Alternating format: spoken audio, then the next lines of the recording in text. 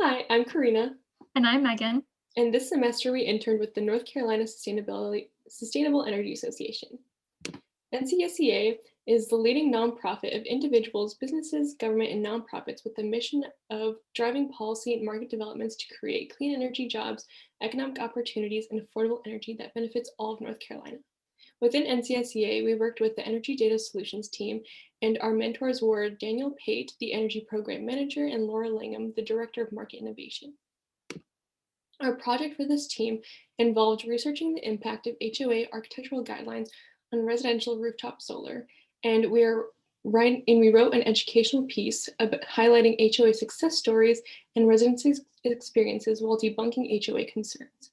And these HOA success stories are those in which HOAs had guidelines that made it a challenge to install rooftop solar, but then amended those guidelines to be more supportive of solar. And some of the residents' experiences that we're highlighting are those who have had challenges getting projects approved or have had to modify their installations to make them less efficient. And some of the HOA concerns we're focusing on are those about neighborhood aesthetics and property values. And part of our role has been to do independent research that has involved interviewing various stakeholders who are impacted by HOAs, including a solar installer and residents. And this map shows the three HOA neighborhoods that we are highlighting. Briar Chapel, which is the first and largest green community in the Triangle, Carolina Preserve at Amberley and Cary, which is our success story, and Knightdale Station in Raleigh, which has guidelines that have posed a challenge for solar installations.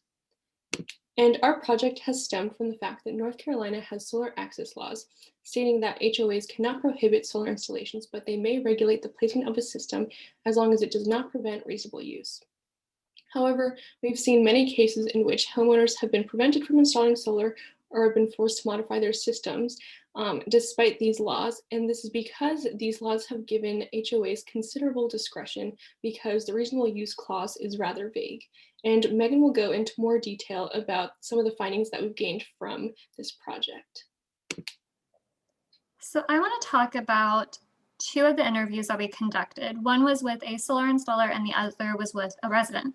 So our solar installer who we interviewed was NC Solar Now. And NC Solar Now mentioned that developer-led HOAs, which tend to be in newly formed communities, often reject rooftop solar installation requests because they are concerned about a reduction in property values. A Zillow study actually found that property values in North Carolina increased by 4.8% when solar panels are installed, but developers are concerned about this. NC Solar Now also mentioned that aesthetics and visibility are a major hindrance to the approval of solar installation requests because HOAs do not want solar panels to be installed on areas of the roof that are visible from common areas or streets. And then in the Carolina Preserve at Amberley, NC Solar Now had extreme success when they held a solar symposium that educated the HOA and residents about the benefits of solar. And since that symposium, they have seen most plans get approved. The resident we interviewed lives in Knightdale Station and is facing a developer-led HOA. And because of this, their request for a rooftop solar installation has been denied and their appeal has also been denied. The HOA largely follows architectural guidelines to a T, and these architectural guidelines do not allow front-facing rooftop solar installations, and this is the most feasible for the resident. There is no flexibility, and the resident believes that this may actually go against the NC Solar Access Law because of reasonable use. To change their plan, they would face extreme costs or an extreme reduction in efficiency. So they are reaching out to the Attorney General to see how reasonable use is defined. And we recommend that HOAs amend their architectural guidelines to be more supportive of rooftop solar installations, and we recommend that this be done primarily through establishing specific standards for adjustments.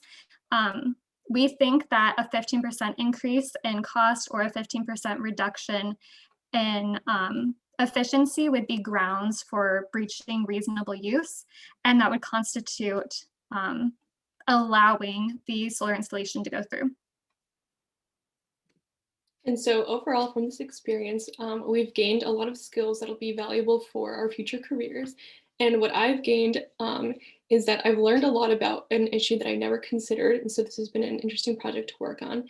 And I've learned to be more flexible with project management, because this has really been a sort of develop as you go project where our research and our interviews have significantly guided the course of our final product.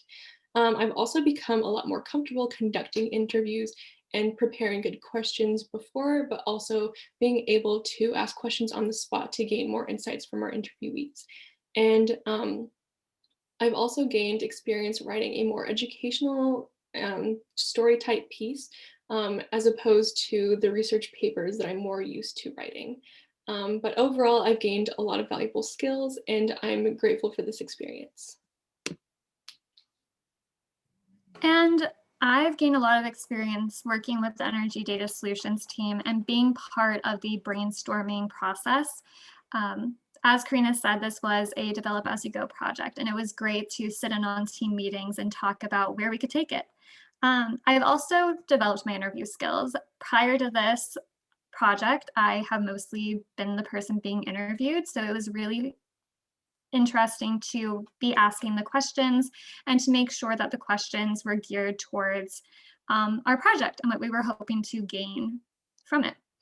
And then I've gotten better at writing for an audience. I have become more succinct in my writing, and I make sure that everything we write is geared towards the HOA. So using language that they use in their architectural guidelines, like solar panels instead of photovoltaic panels, making sure that it's going to be accessible and that they can actually use it.